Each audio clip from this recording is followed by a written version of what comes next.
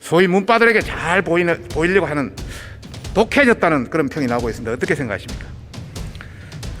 독해졌습니까? 제가 보기에는 좀 독해진 것 같은데. 예, 뭐 본색이 어디로 가겠습니까? 예, 그렇습니다. 총리, 경제학 배웠습니까? 경제학 안 배운 사람이 누가 있습니까?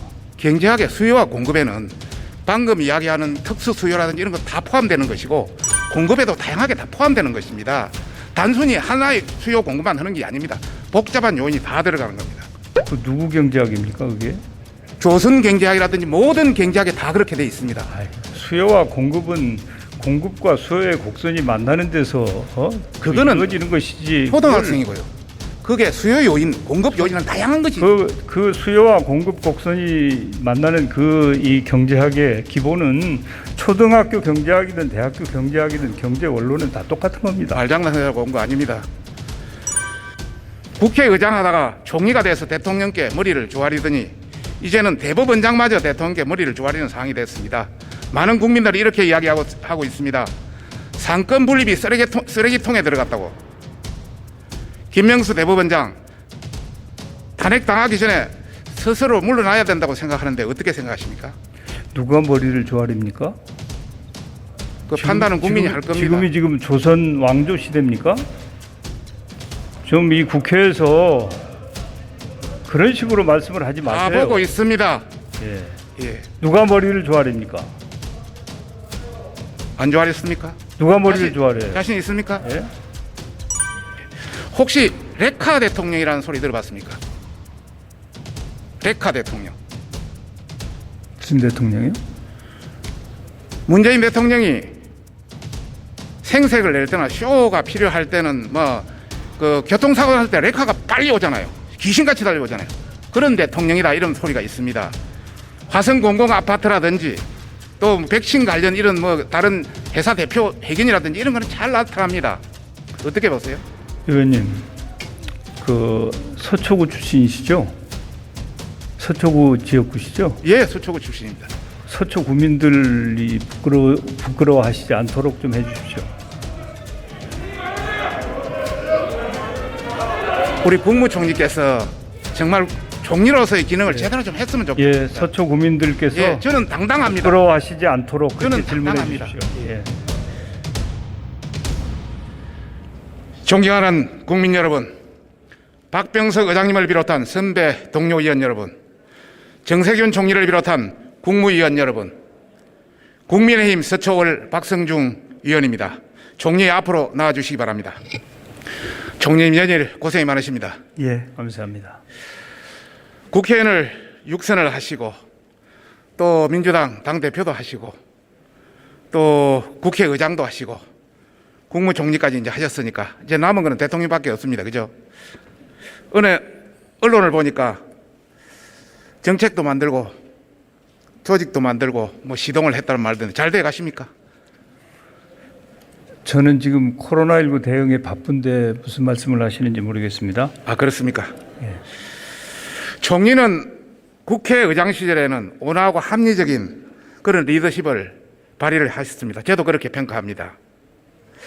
그런데 요즘 대선 후보로 거론되고 난 이후에는 기재부 보고는 기재부의 나라냐, 또 야당의 서울시장 후보들 보고는 개탄스럽다 등 소위 문바들에게 잘 보이려고 하는 독해졌다는 그런 평이 나오고 있습니다. 어떻게 생각하십니까? 독해졌습니까? 제가 보기에는 좀 독해진 것 같은데. 예, 뭐 본색이 어디로 가겠습니까? 예, 그렇습니다. 국무총리는 국정을 조정하는 자리입니다. 저희 많은 동료 의원들이 나와서 우리 총리님께 질문을 하는 걸 보니까, 답변하는 거 보니까 여당의 대변인인지 여당의 대표인지 분간이 어렵더라고요. 오늘 잘 지켜보겠습니다. 총리, 문재인 대통령의 취임사를 화면을 통해 보겠습니다. 한 번도 경험하지 못한 나라를 만들겠습니다. 모든 국민의 대통령이 되겠습니다. 소통하는 대통령이 되겠습니다. 제왕적 권력을 최대한 나누겠습니다. 약속을 지키는 그런 대통령이 되겠습니다. 수많은 약속이 있었습니다. 어느 하나 제대로 지키지 못했다고 저는 생각하고 그중에 딱 한 가지, 한 번도 경험하지 못한 나라를 만들겠다 한 약속은 지켜진 것 같습니다. 지금부터 그 사례를 말씀드리겠습니다. 아파트 가격 폭등입니다. 화면의 경실련 자료를 한번 보겠습니다. 지난 17년 동안 서울 25평 아파트 가격은 문재인 정부 4년 동안 이명박 박근혜 정부의 9년보다 4배나 뛰었습니다. 그 다음에 노무현 이명박 박근혜 정부의 14년보다 2배나 뛰었습니다. 이거 경실련 자료입니다. 어느 정부에서도 경험하지 못한 부동산 가격 폭등입니다. 총리 어떻게 생각하세요? 이제 뭐 통계는 이제 작성하는 기관에 따라서 차이가 있는 것 같아요. 특히 그 부동산 동향이라고 할까, 가격에 대해서는 경실련 자료도 있고 국민은행 자료도 있고 또 감정원 자료도 있고 여러 자료가 있는데, 정부가 확인하고 정부가 활용하는 통계는 이 자료보다는 좀 그 인상률이 좀 낮은 그런 통계를 가지고 있습니다. 예, 통계청 자료겠죠. 저는 30년 동안 서울시 행정, 도시행정 전문가입니다. 이론가 현장에서 아파트 가격은 수요와 공급에 의해서 결정이 됩니다. 지금 정부가 재정 지출을 많이 하다 보니까 유동성이 많이 높아졌습니다. 유동자금이. 그래서 수요는 넘칩니다. 공급, 많은 의원들, 동료 의원들한테 답변하는데 그 공급이 이명박 박근혜 정부에서 공급을 안 해서 지금 영향을 미친다 이렇게 하더라고요. 정말로 잘못된 관료들이 써준 걸 가지고 이 박성중이나 국민들한테 정보를 호도하는 겁니다.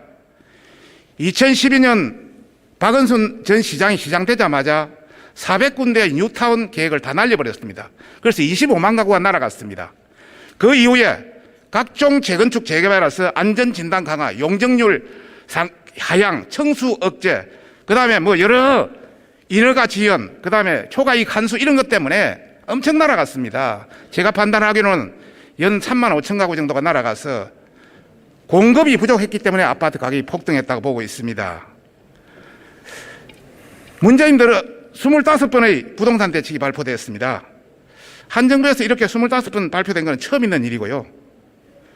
또 임대차 3법이 통과되다 보니까 5개월 만에 공급의 씨가 마른 전세 대란이 발생하고 전세 가격도 역대 최고로 올랐습니다.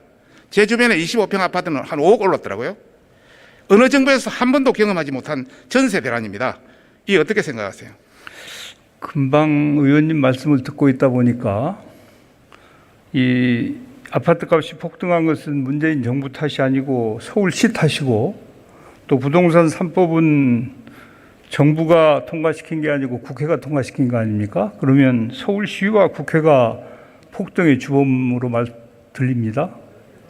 서울시의 아파트 가격은 서울시에서 공급이 안 됐기 때문에 수요와 공급의 불균형에 의해서 발생한 것이고, 임대차 3법은 저희들이 엄청나게 반대해도 여당이 단독으로 3일 만에 통과시킨 법입니다. 또 좀 알고 좀 제대로 답변했습니다. 또 예.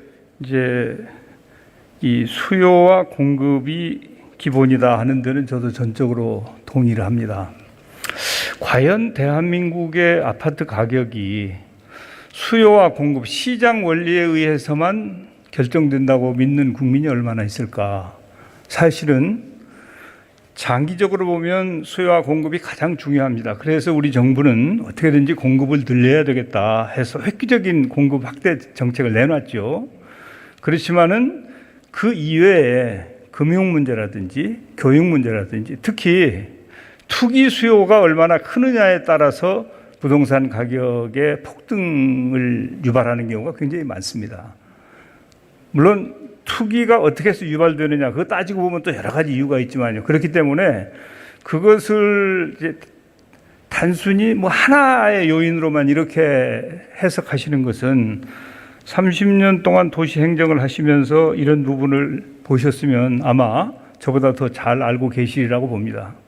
총리, 경제학 배웠습니까? 경제학 안 배운 사람이 누가 있습니까? 경제학의 수요와 공급에는 방금 이야기하는 특수 수요라든지 이런 거 다 포함되는 것이고 공급에도 다양하게 다 포함되는 것입니다. 단순히 하나의 수요 공급만 하는 게 아닙니다. 복잡한 요인이 다 들어가는 겁니다. 그 누구 경제학입니까 그게? 조선 경제학이라든지 모든 경제학에 다 그렇게 돼 있습니다. 수요와 공급은 공급과 수요의 곡선이 만나는 데서 그거는 이루어지는 것이지. 초등학생이고요. 그게 수요 요인, 공급 요인은 다양한 것이 그 수요와 공급 곡선이 만나는 이 경제학의 기본은 초등학교 경제학이든 대학교 경제학이든 경제 원론은 다 똑같은 겁니다. 말장난하려고 온 거 아닙니다. 총리, 문재인 정부 이전에 역대 광역 시도지사 가운데 성범죄로 물러난 적이 있습니까? 뭐라고 하셨습니까? 문재인 정부 이전에 광역 시도지사 중에 성범죄로 물러난 사례가 있냐고요. 글쎄 제 기억에는 세계 사례에도 광역 시도지사가 3명이나 한 정부에서 물러난 사례 있습니까? 글쎄요, 전 그런 부분을 연구하거나 해본 적은 없습니다. 예. 대통령이 약속하고 당헌까지 개정했는데 이렇게 약속을 어긴 사람 우리 헌정 역사에 있었습니까? 글쎄요, 그 질문을 좀 현실적인 그리고 사실과 가까운 그런 말씀들을 해주시면 사실대로 팩트대로 답변 이야기한 겁니다. 예. 어느 정부나 어느 나라나 없던 부끄러운 사례입니다. 참고로 닉슨 대통령은 거짓말 한마디에 대통령이 물러났습니다. 문재인 대통령이 이렇게 되면 거짓말인데 혹시 물러나라고 건의할 생각 없습니까? 예, 무슨 거짓말이죠? 지금 보궐선거 출마 안 시키겠다고 분명히 약속 다 했고 뒤에 가면 또 있습니다. 계속 이 약속에 대한 부분. 아니 그걸 대통령이 출마시키고 안 시키고 하십니까? 대통령이 안 하겠다고 했잖아요. 안 아니 시키겠다고. 그러니까 대통령께서 출마시키셨냐고요? 되기 전도 마찬가지입니다. 그것은 정당에서 하는 일인데 그걸 왜 행정에 끌어다 붙이고 말씀을 하십니까? 판단은 국민이 하겠습니다. 추미애 전 법무부 장관이 2차례나 검찰총장 수사지휘권을 박탈했습니다. 이것도 헌정사상 처음입니다. 판사 탄핵도 헌정사상 처음입니다. 어떻게 보고 계십니까? 예, 저는 헌정사에 처음 있는 일이 한두 가지겠습니까만은 과거에 지금 귀당이 집권하고 있던 시절에 어떤 일이 어떻게 일어났는지를 생각하시면 아마 그런 걸 말씀하시기는 좀 적절치 않지 않을까 이렇게 판단이 됩니다. 계속 민주당 대표적인 답변을 하시네요. 김명수 대법원장이 거짓말이 들통이 났습니다. 국회의장 하다가 총리가 돼서 대통령께 머리를 조아리더니 이제는 대법원장마저 대통령께 머리를 조아리는 상황이 됐습니다. 많은 국민들이 이렇게 이야기하고 있습니다. 상권 분립이 쓰레기통에 들어갔다고. 김명수 대법원장 탄핵당하기 전에 스스로 물러나야 된다고 생각하는데 어떻게 생각하십니까? 누가 머리를 조아립니까? 그 판단은 국민이 할 겁니다. 지금 조선 왕조 시대입니까? 좀 이 국회에서 그런 식으로 말씀을 하지 마세요. 다 보고 있습니다. 예. 예. 누가 머리를 조아립니까? 안 조아렸습니까? 누가 머리를 조아려요? 자신 있습니까? 예? 총리, 올해 국가 채무나 국가 채무비율이 얼마나 된다고 예상하십니까? 국가 채무액, 국가 채무 비율. 굉장히 많죠. 예, 47%까지 올라갈 겁니다. 예, 잘 알고 계시네요. 지난 헌정 70년 동안 66년 동안은 626조였고요. 문재인 4년 동안에 325, 그 절반에 넘었습니다. 한 번도 경험해보지 못한 나라빚 폭증입니다. 어떻게 생각하십니까?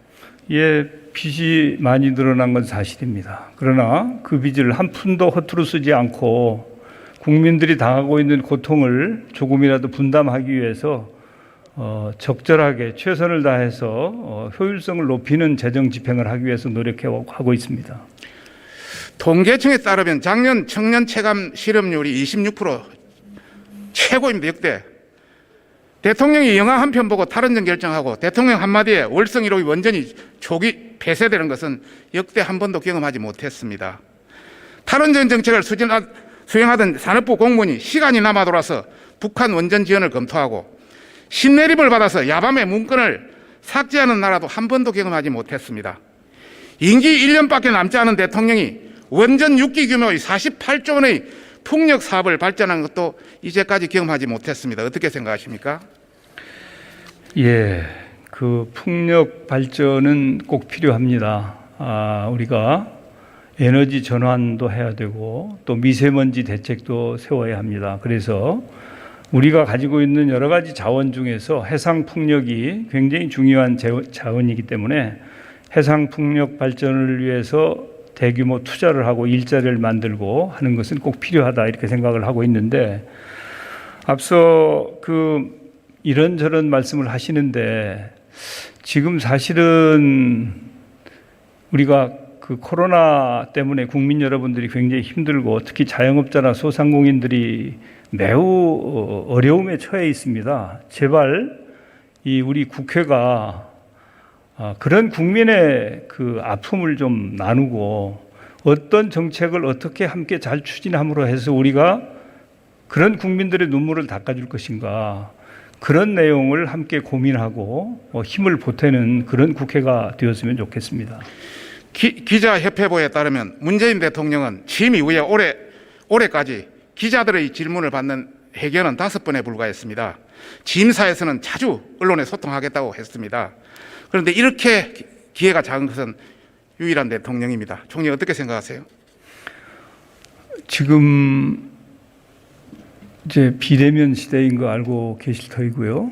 그리고 아마 의원님들도 언론인들하고 기자회견을 하고 싶어도 쉽지 않은 상황도 잘 체험하고 있으리라고 생각합니다. 저도 이제 중대본부장으로서 언론과 좀 더 소통하고 우리가 정부 정책이나 또 우리가 직면하고 있는 여러 가지 어려움을 국민들께 소상히 보고드리고 싶어도 이제 언론과 인터뷰나 언론과의 이 간담회가 허용되지 않기 때문에 그런 걸 못하고 있어요. 그래서 대통령께서는 여러 가지 방법을 통해서 국민과 소통하기 위해서 최선을 다하고 있는데, 그래도 소통이 부족하다고 하면 더 소통을 열심히 해주시면 좋을 것이라고 생각합니다. 1년에 한 번은 너무 적습니다. 혹시 김대중 노무현 대통령은 몇 번이나 한지 알고 계십니까? 예, 저는 그런 통계는 가지고 있지 않습니다. 150번 넘게 했습니다. 혹시 미국의 루즈벨트 대통령, 클린턴 대통령은 어느 정도 했는 줄 알고 계십니까? 예, 잘 그런 통계 없습니다. 예. 문재인 대통령 국가적 현안이 있을 때마다 뒤에 숨는 경향이 있습니다. 추윤 갈등 때에도, 수해 공무원 피살 때에도, 박원순 오거돈 사건 때에도, 조국 법무부 장관 사건 때에도, 윤미향 회계부정 사건 때에도 문재인 대통령은 보이지 않았습니다. 총리 어떻게 생각하십니까? 제가 알고 있는 역대로 최대로 많은 것 같은데. 제가 알고 있는 한 대통령께서는 의사를 말씀하셔야 될 때, 또 지시를 해야 될 때, 또 의견을 개진해야 될 때는 항상 필요한 조치를 하고 계시다고 알고 있습니다. 예. 혹시 레카 대통령이라는 소리 들어봤습니까? 레카 대통령. 무슨 대통령이요? 문재인 대통령이 생색을 낼 때나 쇼가 필요할 때는 교통사고 날 때 레카가 빨리 오잖아요. 귀신같이 달려오잖아요. 그런 대통령이다 이런 소리가 있습니다. 화성 공공 아파트라든지 또 백신 관련 이런 다른 회사 대표 회견이라든지 이런 거는 잘 나타납니다. 어떻게 보세요? 의원님, 서초구 출신이시죠? 서초구 지역구시죠? 예, 서초구 출신입니다. 서초 구민들이 부끄러워하시지 않도록 좀 해주십시오. 우리 국무총리께서 정말 총리로서의 기능을 제대로 좀 했으면 좋겠습니다. 예, 서초 구민들께서 예, 저는 당당합니다. 부끄러워하시지 않도록 그렇게 저는 질문해 당당합니다. 주십시오. 예. 예.